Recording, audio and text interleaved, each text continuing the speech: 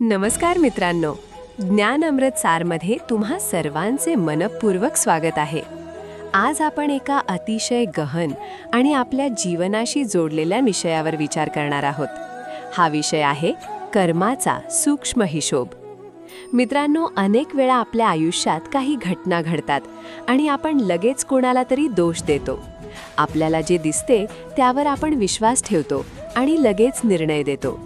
पण खरे पाहिले तर या सृष्टीतील प्रत्येक घटनेमागे अनेक कारणे असतात. नियती, परिस्थिती आणि कर्म यांचा एक अदृश्य खेळ चालू असतो. म्हणूनच आपल्या धर्मग्रंथांमध्ये वारंवार सांगितले आहे की कर्माची गती अत्यंत गहन असते. भगवद्गीतेमध्ये भगवान श्रीकृष्ण अर्जुनाला कर्माचे गूढ समजावताना एक अत्यंत महत्त्वाचा श्लोक सांगतात. कर्मणो ह्यपि बोधव्यम बोधव्यम च विकर्मणः अकर्मणश्च बोधव्यम गहना कर्मणो गतिः.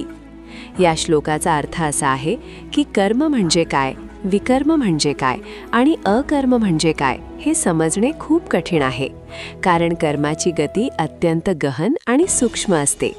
आपण जे पाहतो त्यावरून लगेच निर्णय घेतो, पण ईश्वराचा न्याय आपल्या विचारांपेक्षा खूप वेगळा असतो. कधीकधी एखादी घटना बाहेरून पाहताना वेगळी दिसते, पण तिच्या मागे काही वेगळीच कारणे असतात. हेच समजून देण्यासाठी एक सुंदर कथा सांगितली जाते. खूप वर्षांपूर्वी एका दाट जंगलात एक साधू महाराज राहत होते. त्या जंगलात एक छोटेसे महादेवाचे मंदिर होते. साधू महाराज रोज त्या मंदिरात जाऊन महादेवाची भक्ती करायचे. ते पहाटे उठायचे, स्नान करायचे आणि मंदिरात बसून जप आणि ध्यान करायचे. त्यांचे संपूर्ण जीवन अतिशय साधे आणि पवित्र होते. हळूहळू आसपासच्या गावातील लोकांना त्यांच्याविषयी माहिती मिळाली.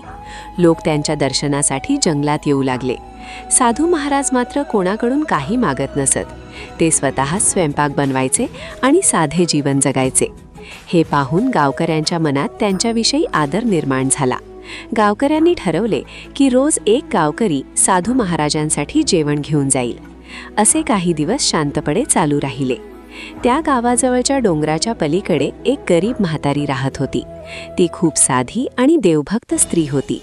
एके दिवशी ती महादेवाच्या मंदिरात दर्शनासाठी आली. तिने साधू महाराजांना पाहिले आणि त्यांच्या साधेपणाने ती खूप प्रभावित झाली. तिने मनात विचार केला की मी गरीब असले तरी प्रेमाने काहीतरी अन्न बनवून देऊ शकते. दुसऱ्या दिवशी त्या म्हातारीने दही आणि गरम गरम दशम्या बनवल्या. तिने ते सगळं एका मळक्यात ठेवले आणि मंदिराकडे निघाली. ती शांतपणे जंगलाच्या रस्त्याने चालत होती. तिच्या मनात आनंद होता की आज मला एका संताची सेवा करण्याची संधी मिळाली आहे. पण त्यावेळी आकाशात एक वेगळी घटना घडत होती. वर आकाशात एक गरुड उडत होता. त्याच्या पंजात एक साप अडकलेला होता. साप स्वतःचा जीव वाचवण्यासाठी खूप तडफडत होता. त्या तडफडीत सापाच्या तोंडातून विषाचे काही थेंब खाली पडले. नियतीचा खेळ असा झाला की ते विष थेट त्या म्हातारीच्या दहीच्या मडक्यात पडले. म्हातारीला याची अजिबात कल्पना नव्हती. ती भक्तिभावाने मंदिरात पोहोचली. तिने ते अन्न साधू महाराजांसमोर ठेवले. साधू महाराजांनी ते अन्न प्रसाद समजून खाल्ले. पण काही वेळानंतर त्यांना विषबाधा झाली. त्यांचे शरीर अशक्त झाले आणि थोड्याच वेळात त्या महान साधू महाराजांनी प्राण सोडले. ही घटना पाहून गावकरी हादरले. काही लोकांनी विचार न करता लगेच त्या म्हातारीला दोष द्यायला सुरुवात केली.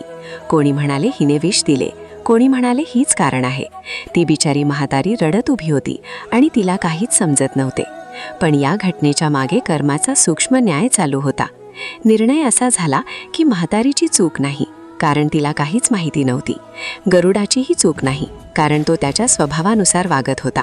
सापाचीही चूक नाही, कारण तो स्वतःचा जीव वाचवण्याचा प्रयत्न करत होता.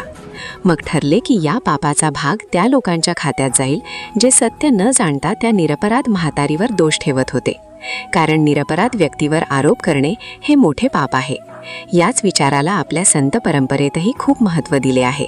संत तुकाराम महाराज एका अभंगात म्हणतात, तुका म्हणे घालू नका कोणा दोष, आपले ते सोस कर्मफळ. या अभंगाचा अर्थ असा आहे की दुसऱ्याला दोष देण्यात काही अर्थ नाही. प्रत्येक माणूस स्वतःच्या कर्माचे फळ स्वतःच भोगतो. जर आपण दुसऱ्याची निंदा केली तर त्या निंदेचे पाप आपल्या पदरात येते. म्हणून संत नेहमी सांगतात की दुसऱ्याची निंदा करू नका. मित्रांनो, या कथेचा संदेश खूप मोठा आहे. आपण अनेकदा कोणाबद्दलही लगेच मत बनवतो, पण त्या घटनेमागचे सत्य आपल्याला माहिती नसते. आपले शब्द खूप शक्तिशाली असतात. ते एखाद्याचे मन तोडू शकतात. म्हणून बोलण्यापूर्वी विचार करा. जर पूर्ण सत्य माहिती नसेल तर शांत राहणे हेच योग्य आहे. संयम आणि करुणा हीच खरी आध्यात्मिकता आहे. म्हणून मित्रांनो, आजपासून एक गोष्ट लक्षात ठेवा. कोणावरही विनाकारण आरोप करू नका, कोणाची निंदा करू नका आणि आपल्या शब्दांमध्ये नेहमी प्रेम ठेवा.